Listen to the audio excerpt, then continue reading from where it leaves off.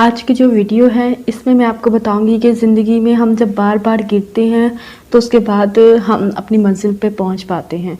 ज़िंदगी में बहुत सारे मुकाम आते हैं कि हम हार जाते हैं, बहुत बुरी तरह हारते हैं कि हमें ऐसा लगता है कि अब हम दोबारा नहीं उठ सकेंगे, अब हम दोबारा अपनी मंजिल को नहीं पा सकेंगे।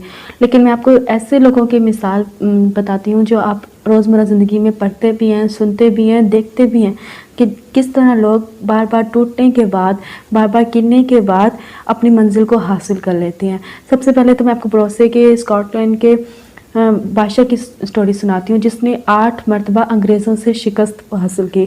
अंग्रेज़ों ने उनके मुल्क के ऊपर कब्ज़ा किया हुआ था और 8 मरतबा उससे बहुत बुरी तरह शिकस्त हासिल हुई और उसने जंगल में खुद के लिए पनाह हासिल की थी एक गार में। तो वहाँ पे उसने देखा कि एक मकड़ी 8 बार अपने घर में जाने की कोशिश करती है और वो बार बार गिरती है, बार बार अपने घर जाने की कोशिश करती है।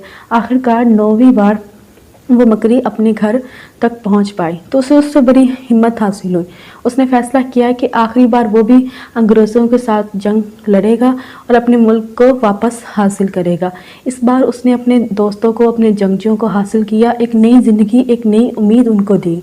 उसका क्या मिला सिला उसको कि उसने फतह हासिल की और उसने अपना मुल्क वापस हासिल कर लिया।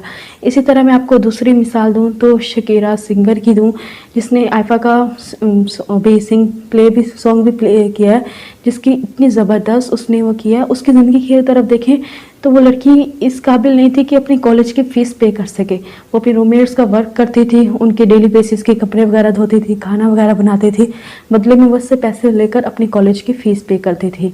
लेकिन उसका एक सॉन्ग था, एक शौक़ था, एक उसका मोटिव था कि उसने सिंगर बनना है। उसके लिए उसने पार्ट टाइम रेस्टोरेंट्स में, बार्स में काम किया और वो जो उसको इनकम मिलती थी वो प्राइवेट स्टूडियोज़ को देती थी, वहाँ पे सॉन्ग प्ले करती थी, सिंग करती थी, अपने शौक़ को पूरा करती थी। एक मुकाम आया कि उसने अपने कॉलेज के कंपटीशन में हिस्सा लिया जहाँ पर उसके अपने फेलोज़ ने उसके ऊपर काफ़ी ज़्यादा लाउड लाफिंग की कि वो अच्छा सिंग नहीं कर रही, लेकिन उसने अपनी हिम्मत नहीं छोड़ी, अपना हौसला नहीं छोड़ा और वो उसने कोशिश की। यहाँ तक कि उसका 1991 में पहला जो उसका एल्बम था वो रिलीज़ हुआ और काफ़ी अच्छा रिस्पांस मिला। फिर उसने रिलीज़ किया तो उसको यूनानी ज़ुबान में भी ट्रांसलेशन किया गया और जब लास्ट उसका सेल हुआ है वो प्लैटिनियम में, सिल्वर में हुआ है कि इतनी होल वर्ल्ड में बैक टाइम उसका जो सॉन्ग था वो प्ले हुआ है और काफ़ी ज़्यादा उसको रिस्पॉन्स मिले। हत्ता कि उसकी मैरिड लाइफ भी इतनी अच्छी नहीं गुजरी थी, वहाँ उसमें भी उसे नाकामी हासिल हुई, लेकिन क्या उसने खुद से मोहब्बत करना नहीं छोड़ी। इंसान को जब कामयाबी मिलती है सिर्फ उस वक्त मिलती है जब वो खुद से मोहब्बत करता है, वो चाहता है कि उसको कुछ हासिल हो। देखिए अब जब हम मोहब्बत करते हैं तो हमारी यही राय होती है कि हमें अगले बंदे को खुश करें, तो फिर जब हम खुद से मोहब्बत करते हैं तो हम खुद को खुश करने की कोशिश करते हैं, खुद को रिलैक्स करने की कोशिश करते हैं।